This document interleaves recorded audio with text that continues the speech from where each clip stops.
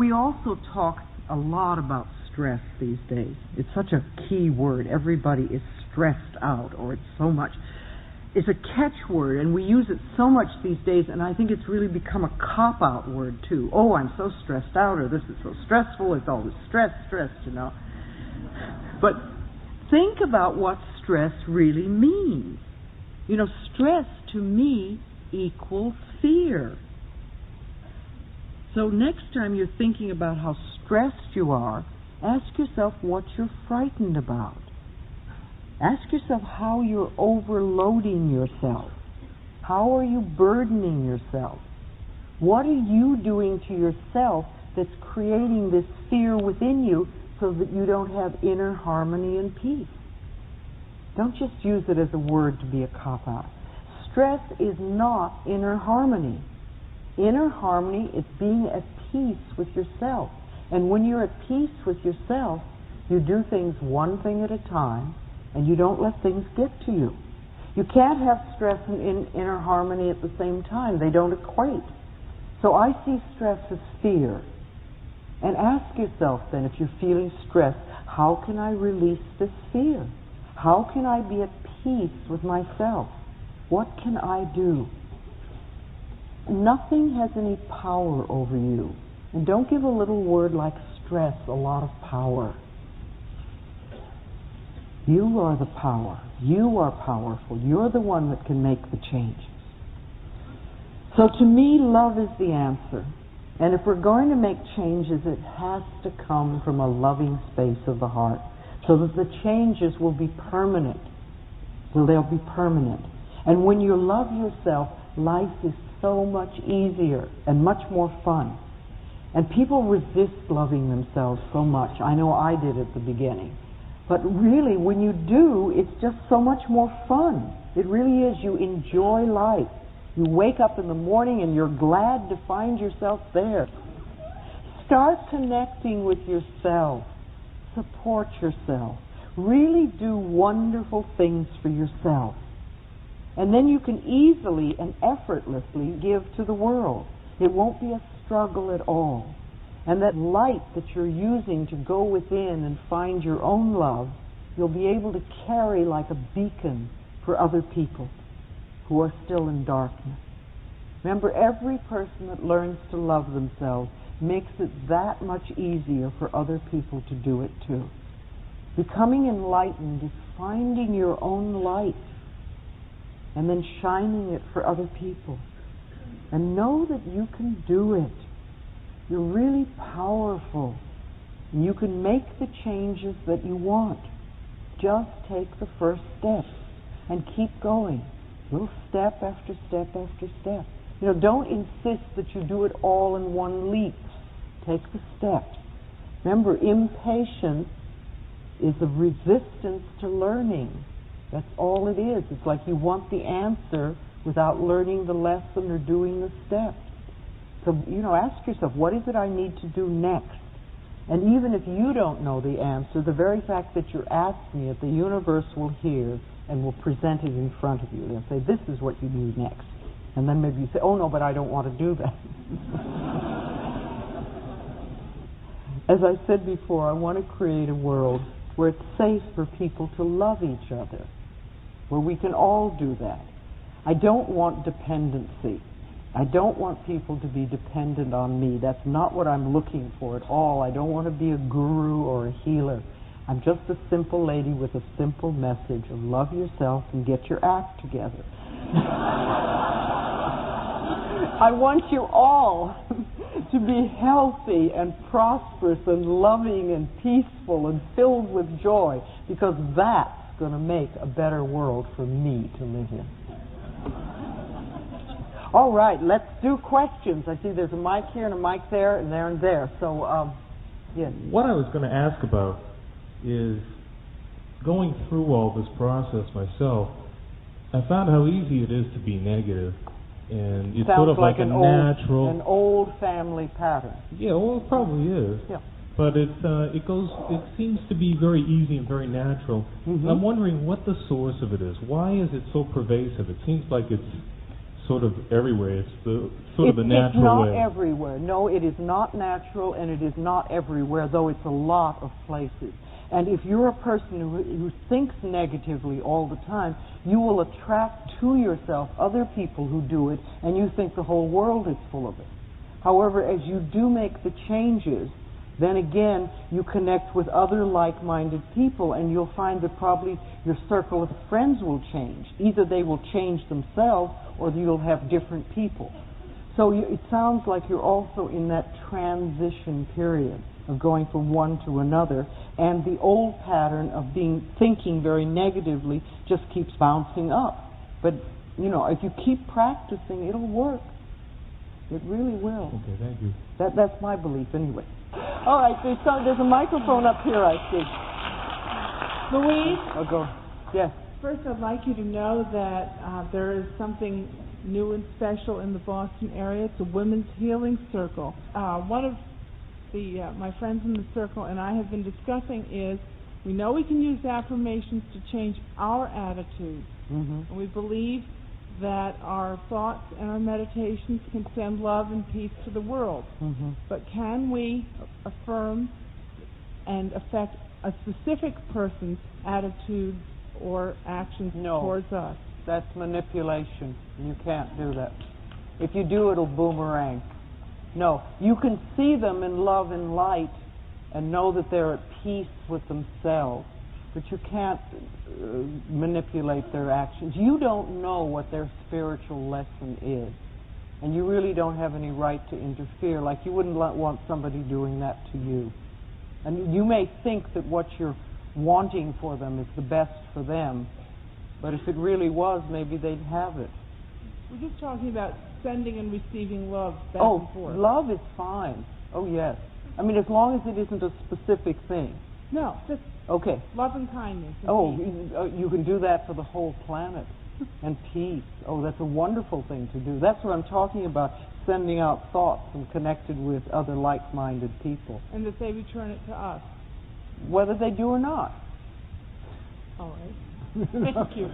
All right. Okay.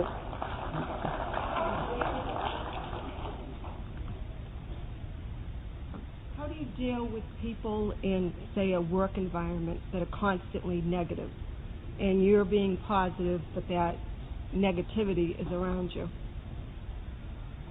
Well, one, it's interesting that you're in a work environment where everybody's negative and you're positive.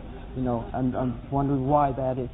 Why don't you start knowing for yourself that you always work in an area what is peaceful and joyful, where people really appreciate you and appreciate life. And don't say that so-and-so has to be that way, but start knowing for yourself that this is where you work. These are the kind of people that you are surrounded with. Because by doing that, you can either help them change some of their stuff because they'll be responding differently, or you may find yourself in another place where people are like that. And when you think of them, don't think about how negative they are. Everybody has every quality in them. And respond to the joyfulness or the peacefulness or the respect or whatever that's in them. And start knowing that they have those qualities and they can come to the surface. Even though they're constantly saying negative things. Well, I wouldn't pay attention to that, because we want to get your consciousness to change. But if your own consciousness changes, there are enough people around that are negative. How do you get... When your consciousness really changes, they won't do it. Or you won't be there. So they're still reflecting something within you.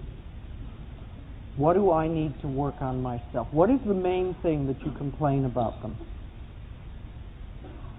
But if they're also negative to other people, Mm-hmm. not to me per se, Mm-hmm. but negative, always negative to other people. Okay. Why are you there? Why are you there? I like it there. Oh, you like it?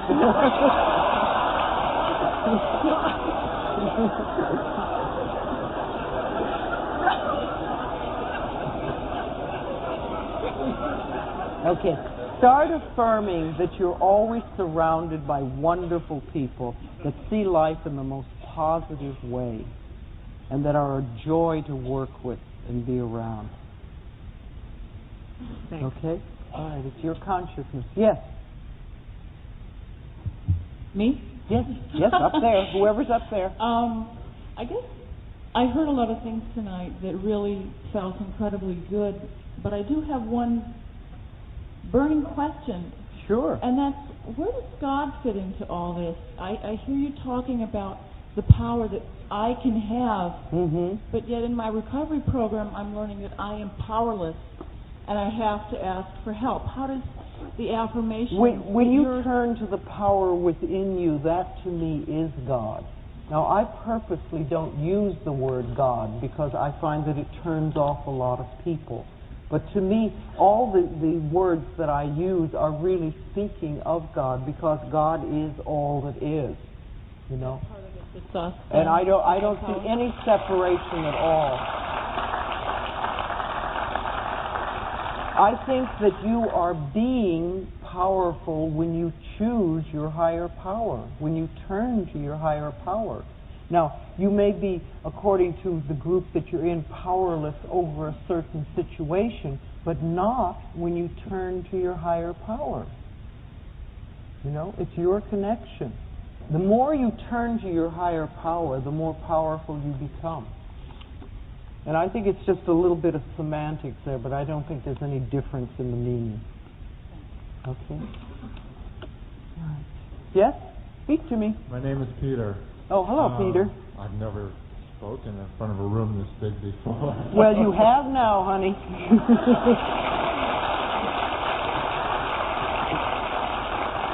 You are doing it.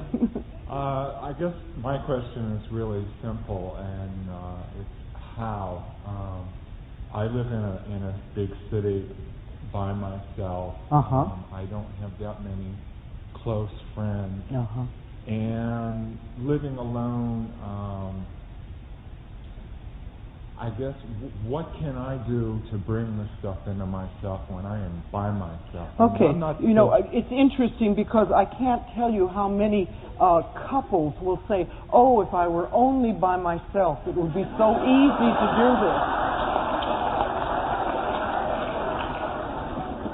It works both ways. If only I had a companion. If only you had a companion. Well, what are you doing to create one? You just wish? Yeah. Well, that's what a lot of people do.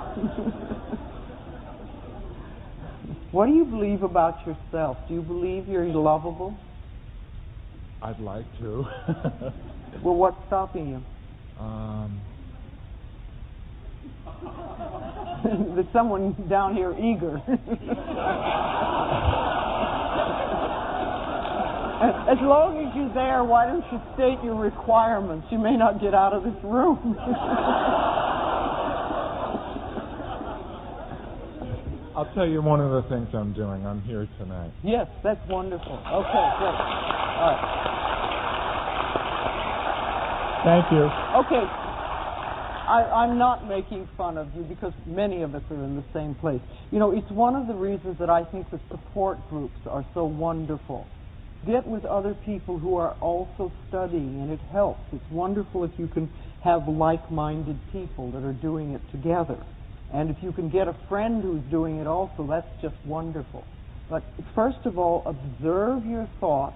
Notice what you're thinking, and if, like this gentleman here, he says, I see negative thoughts all the time, well, that's not a bad thing. It means you're noticing them. You're seeing what can be changed.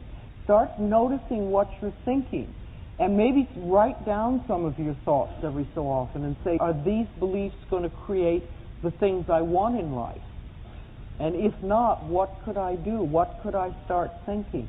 There are lots of books and tapes out. Not only mine, but many people have wonderful books and tapes out that you can get ideas, and you just begin where you are. And also you say, I'm willing to change. You know, and the thing I love is this, I'm open and receptive to wonderful, good experiences coming into my life. It's this. You know, you don't say, oh, I'm looking for a new lover. I'm open and receptive to, and then state what you want. Start letting the word go out mentally. But I think it's wonderful you're here and you're ready for the next step. You'll do it. Okay, all right, the lady here. Your turn. I'm doing this way. I was wondering, when you're in the healing process and you're making a lot of changes, how do you express anger without feeling guilty? Okay.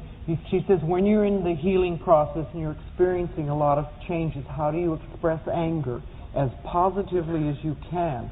The thing is that a lot of people get on the spiritual pathway and they think, oh, I must not be angry, I must only forgive, And that's wonderful when you get to that point. But in the transition period, there's a lot of rage inside. And it's good if you let it out.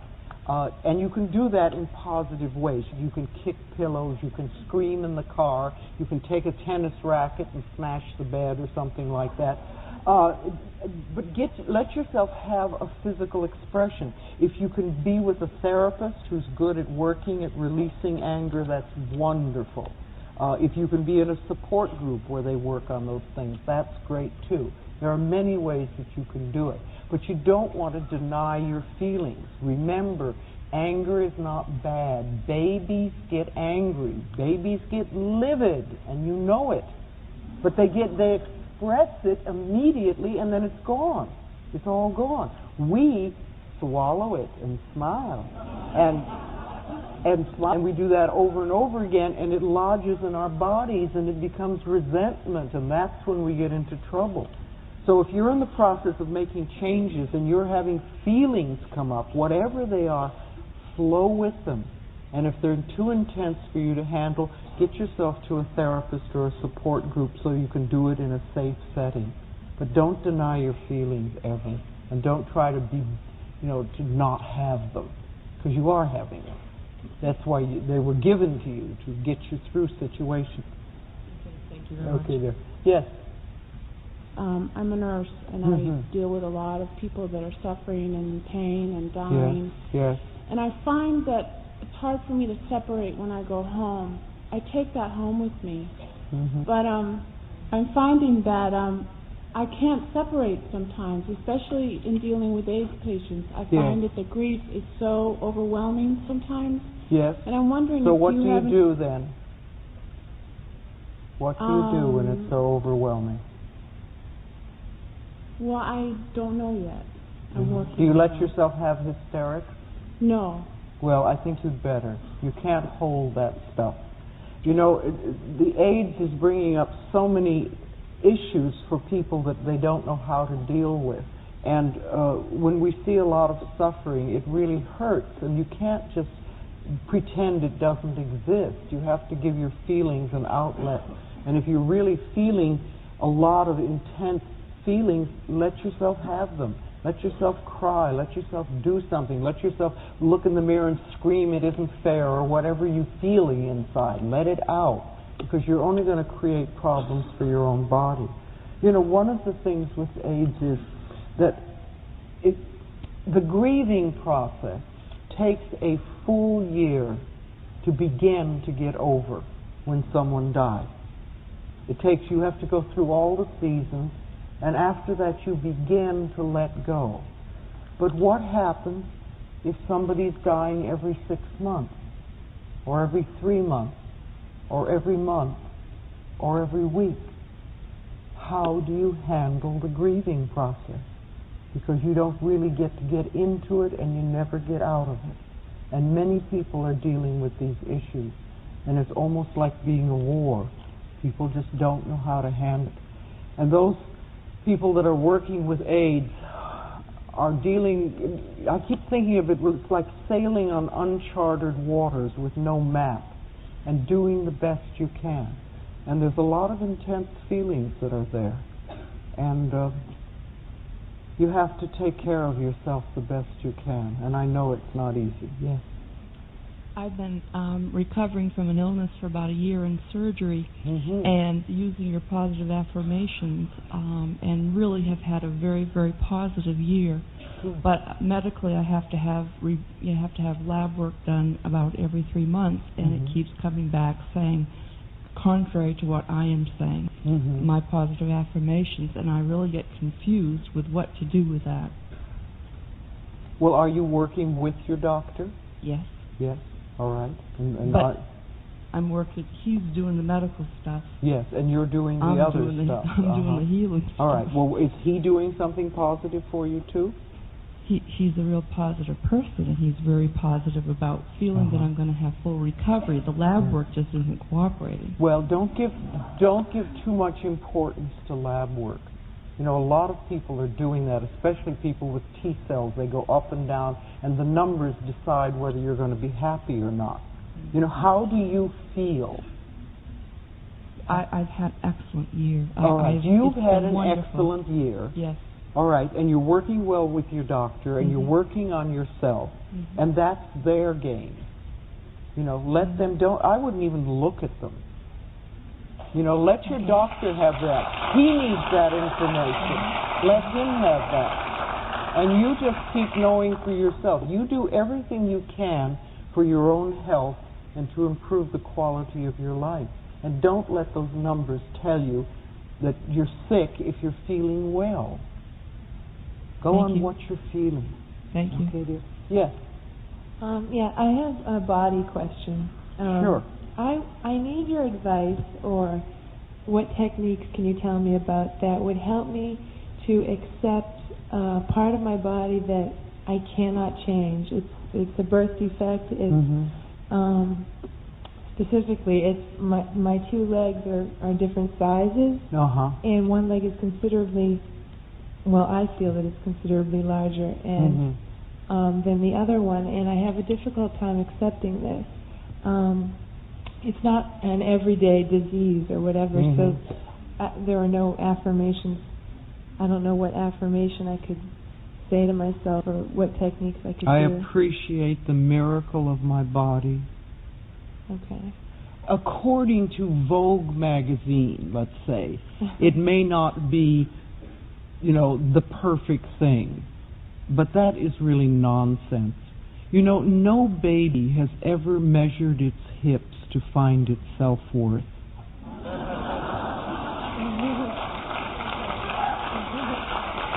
Thank you.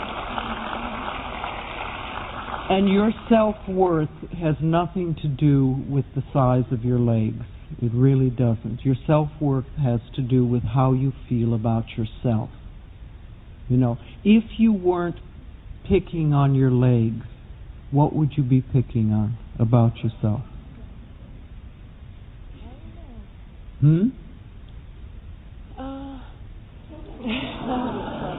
Well, I'm too busy picking on my leg. I can't think of something. Well, you know, it's sort of a limited way of thinking, and it's a waste of time because you really have a lot to do in this world. Okay. You know, I don't know why this particular condition is part of you. It is, and that's just what it is. And you can make a big deal out of it, or you can get on with your life and just enjoy and love who you are. And, you know, that to me, remember, your self-worth has nothing to do with that. And it has nothing to do with your lovability. Okay, you are thanks. lovable. Thank you very much. All right, sweetheart. Yes.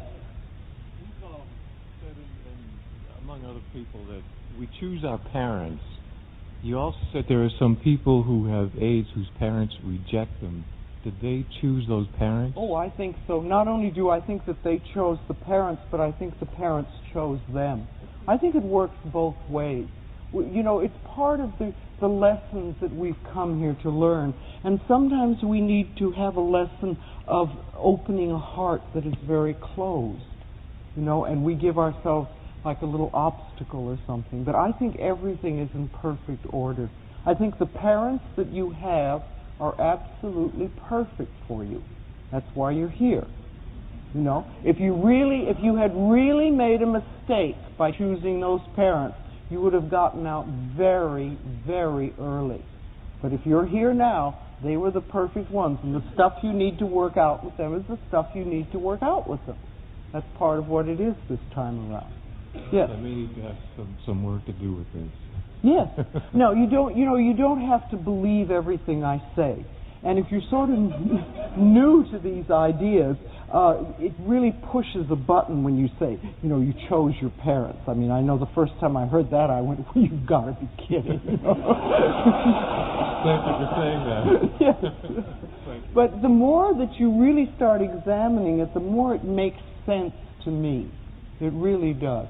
So whatever I'm saying tonight, if you walk out of here with one sentence that can help you improve the quality of your life, that's wonderful. You don't have to get it all. Just get what you can and work with it. I support your growth and I love you all. Bless you.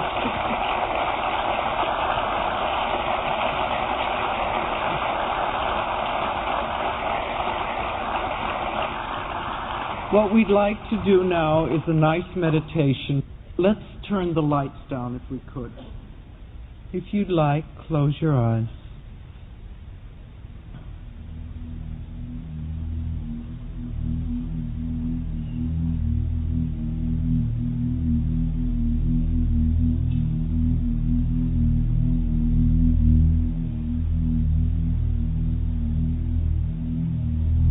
I don't really understand how they can take my voice and make it sound like this, but it's part of the new brainwave technology.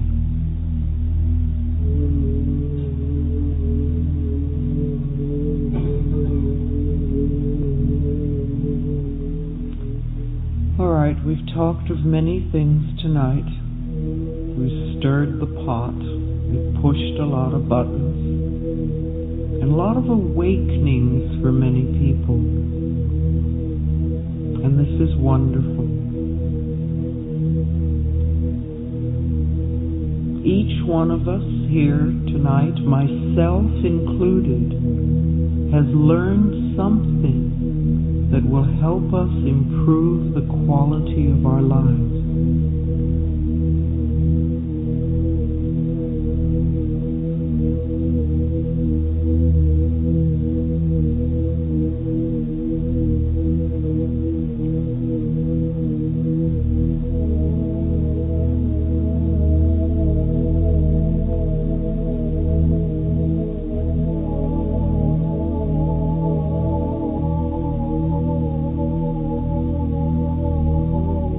See yourself standing in a very safe space,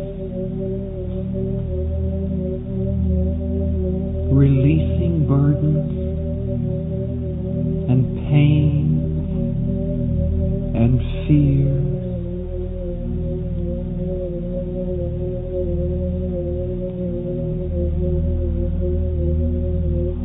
Old negative addictions and patterns.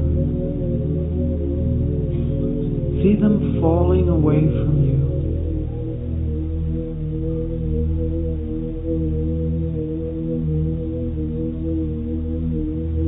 And then see yourself standing there with your arms wide open, saying, I am open and receptive too.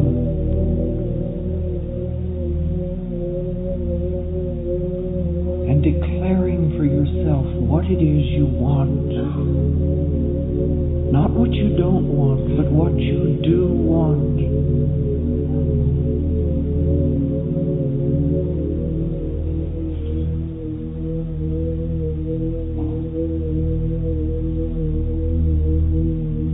And know that it is possible.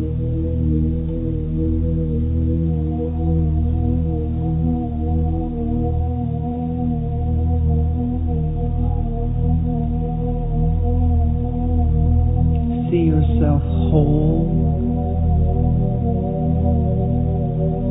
and healthy,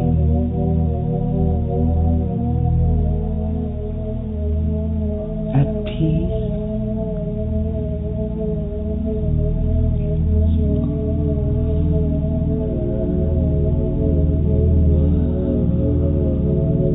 See yourself filled with love.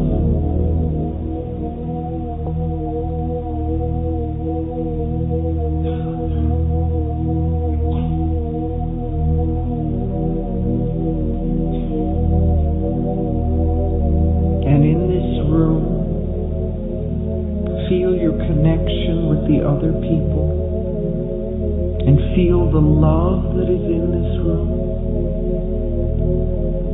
and know that you're part of it. And the love in this room can move from heart to heart. And as your love goes around this room, it comes back to you multiplied. For this room tonight has become an incredible circle of love.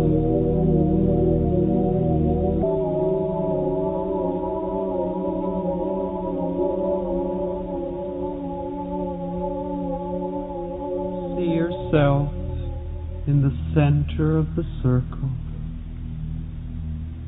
surrounded by love, safe, at peace, and in harmony with all of life.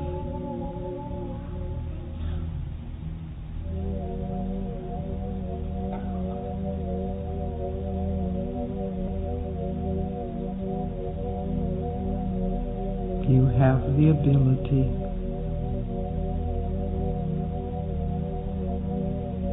to love your life and to love yourself.